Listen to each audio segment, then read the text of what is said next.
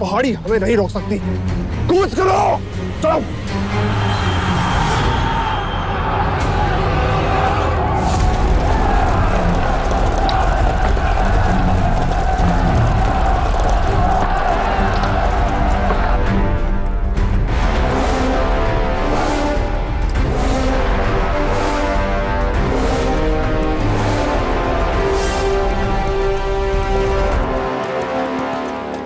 अप्रतिम। कुमार देवदत्त की जय, कुमार देवदत्त की जय, कुमार देवदत्त की जय, कुमार देवदत्त की जय।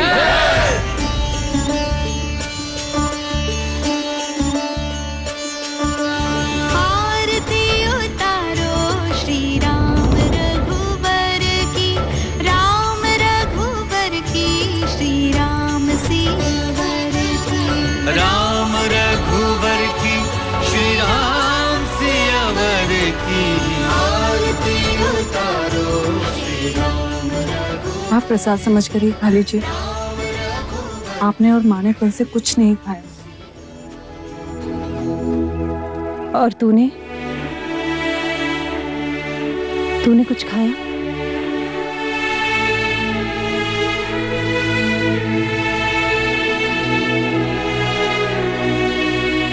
स्वयं भूखी है और मुझे खाने के लिए कह रही है।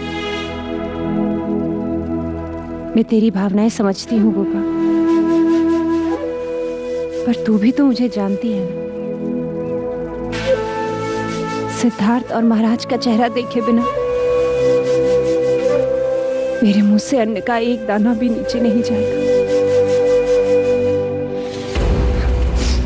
मैं नहीं चाहती कि महाराज की रक्षा के लिए मेरी तपस्या में कोई भी कमी आए।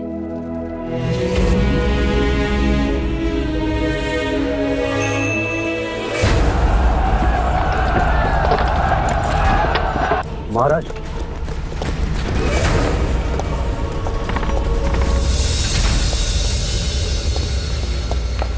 मैं कौशल राज्य का सेनापति बांदुल आपको यह सुझाव देने आया हूं कि आप यज्ञ के अश्व को छोड़ दें, कौशल नरेश का आधिपत्य स्वीकारें और कपिल वस्तु की शांति बनाए रखें।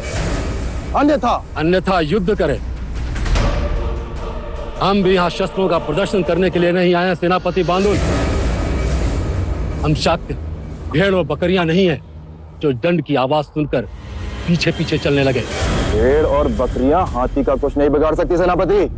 भेड़ बकरियां तो दूर की बात है, एक चींटी भी कान में घुस जाए तो हाथी को पागल कर सकती है। युद्ध की तैयारी करो सेनापति बांदुल। अश्वमेध यज्ञ कहीं खुली आंखों का स्वप्न बनकर न रह जाए।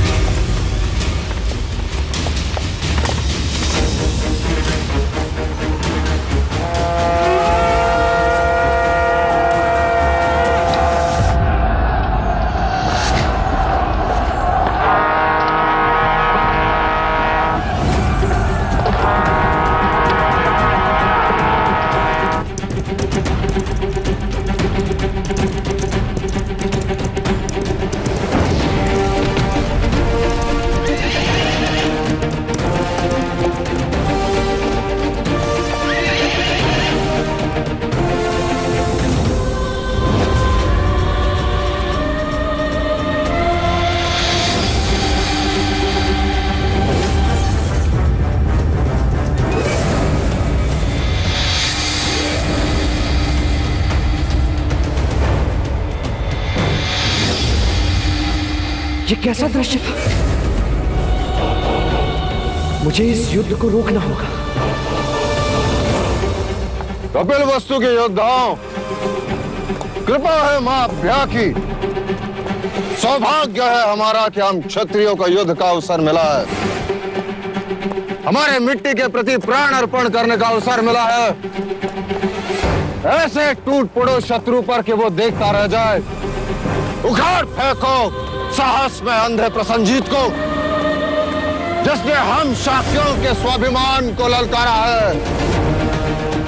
बोलो मां अभ्या की, बोलो शाक्य गणतंत्र की।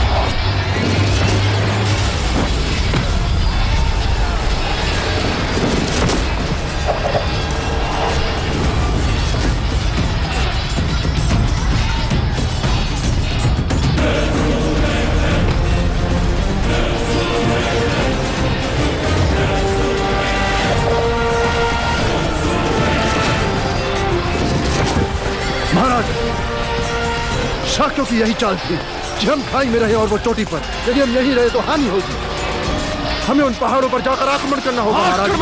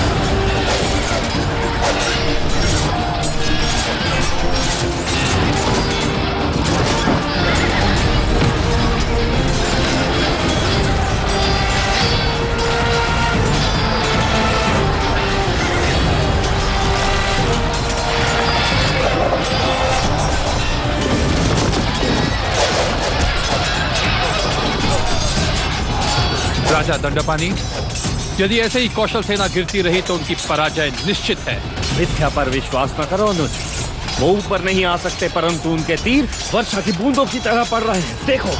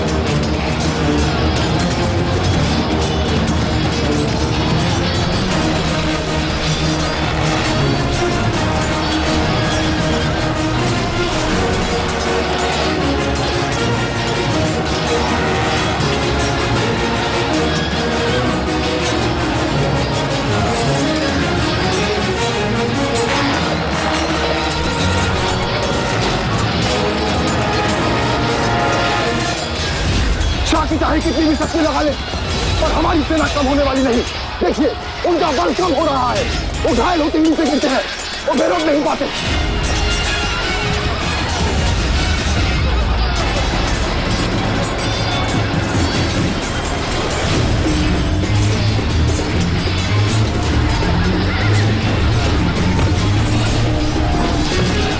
बांदुल, तुम शाक्यों की अग्नि वर्षा रोको। जाओ। जी महाराज।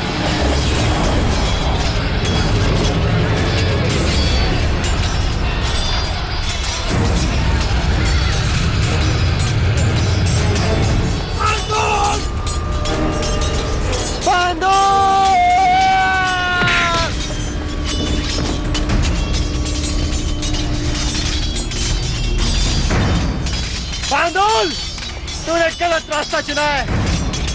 देवदत्त के होते हुए तू शाक्यों के शिखर तक कभी नहीं पहुंच सकता।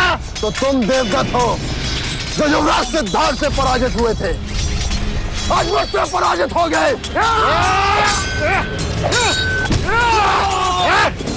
शरणागति स्वीकार करो राजा शुद्धोधन, अन्यथा मेरी तलवार तुम्हारा शिरच्छेद करने में विलंब नहीं करेगी। लगता है तुम अपने पिता की बात नहीं मानते प्रसन्न जी।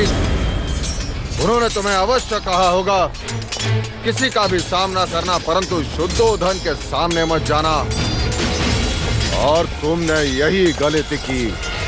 सावधान!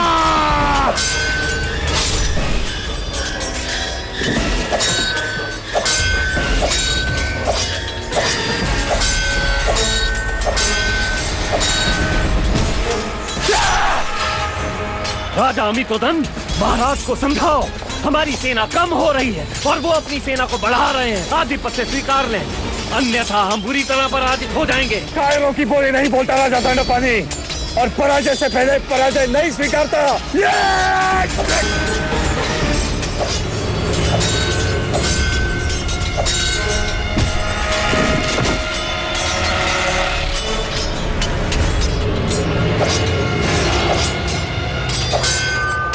बांदुल!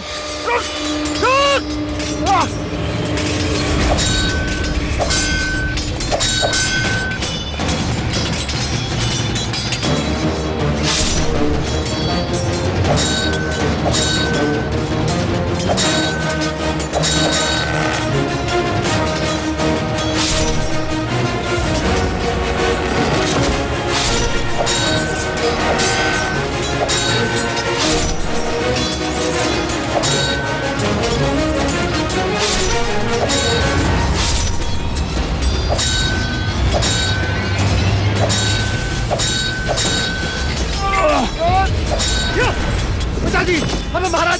के लिए जाना चाहिए। चलिए पिताजी। मूर्ख ना बनो, प्रसेनजीत हमारा ही कार्य कर रहा है। बस अपना मोर्चा संभालो, बस जाओ।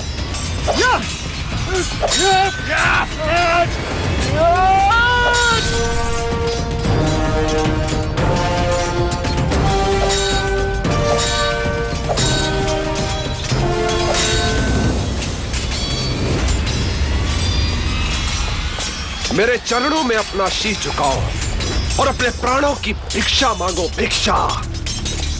मैं तुम्हारे प्राण नहीं लूंगा। इस समय भी तुम्हें मेरी ही आज्ञा का पालन करना होगा प्रसन्नजीत। कर दो शिरच्छेद। भाग्यशाली समझो कि मेरी तलवार फंस गई, अन्यथा क्या?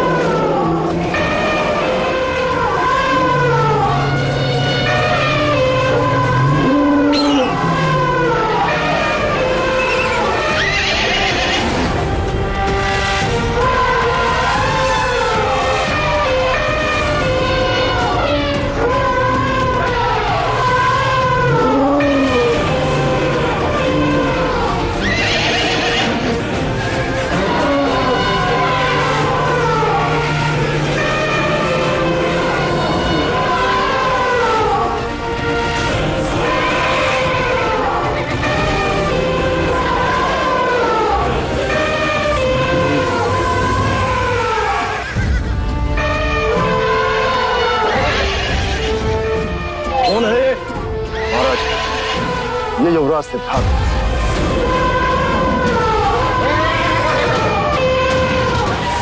कौशल नरेश, केवल मेरे आदेश की आवश्यकता है। ये सारे हाथी कुछ ही पल में तुम्हारी सेना को कुचल देंगे।